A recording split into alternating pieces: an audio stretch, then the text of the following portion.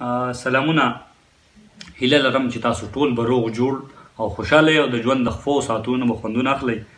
د صابر صاحب یو څو شعرونو عرض دي چې بېکوره شي چې څوک په بېدرکو پسې ګرځي، بېکوره شي چې څوک په بېدرکو پسې ګرځي، درانه خلک سپکېږي چې په سپکو پسې ګرځي.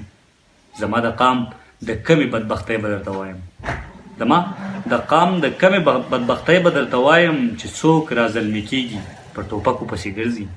او د زرکو د کونترو ښکار د نورو مشغله شوه، د زرکو د کونترو ښکار د نورو مشغله شوه. زما د غرونو باز په توت خورکو پسې ګرځي، سلا کوي جرګه کوي غونډېږي تندرونه، سلا کوي جرګه کوي غونډېږي تندرونه.